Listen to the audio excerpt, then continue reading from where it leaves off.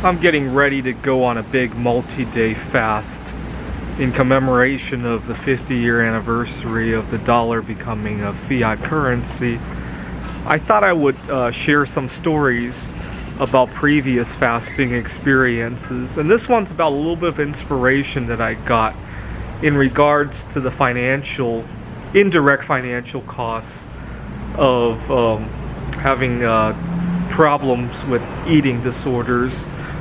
So 3 years ago, almost to the week this week, I lost a job over binge eating problems. I didn't lose the job, but I left in disgust and embarrassment. What had happened was I was working at a tutoring center, and one day I was just about to get ready to eat lunch. I had heated up a pack of sausages in the microwave, and our boss came by and said, "Hey, let's talk about something." And the meeting went on for 15, 20, 25 minutes, and all the time I couldn't focus on the meeting. I was thinking about, oh my God, I want to get out of here to eat. And I couldn't hold it anymore, and I left the room to go get the sausages and eat it during the meeting. It's kind of, I don't know if it embarrassed myself.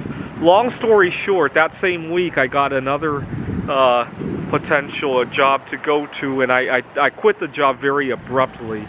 I still have yet to apologize to all the people involved.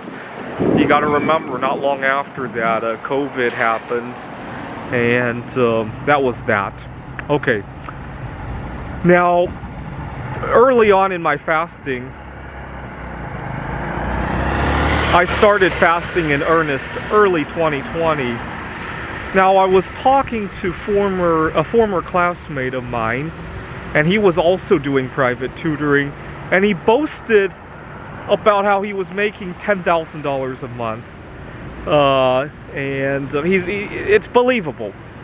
But it upset me because I didn't feel that my services were any inferior to him. It was my personality that was inferior.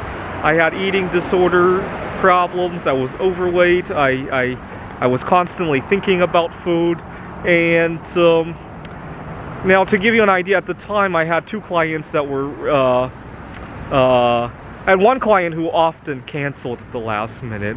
As a private tutor, that really bothers me. I spend a lot of time. Sometimes I have to travel somewhere, and then they don't show up, or they're not home, or they answer the door and say, "Oh my God, I forgot," and I have other things going on. I got family members over. And then I had another client who was behind paying me. What had happened was, this is a 15, 16-year-old kid that I was tutoring, and his mom had gone away on business for something, and he was left home alone for, I don't know how he handles that, but he was home alone for some amount of time, and his mom said she would pay me when she gets back. She left in a hurry and didn't pay me ahead of time. And then they live like 10 miles away, and when his mom finally came back and I drove to their place to collect the money, her son answered the door and goes, "Oh, my mom is sleeping right now." It's like 4 p.m. on a weekday afternoon, whatever. And that's the kind of clients around it. And I thought it was my personality issues. I didn't think my tutoring was inferior. And that's part of the driving factor of why I decided to clean up my lifestyle. Anyways, try not, when you're doing these fasting sessions and you get discouraged, try to remember just what you're fasting for, right? It's not that one or two scraps of food that you are fighting. It is your entire image and of your life that you're fighting for, right?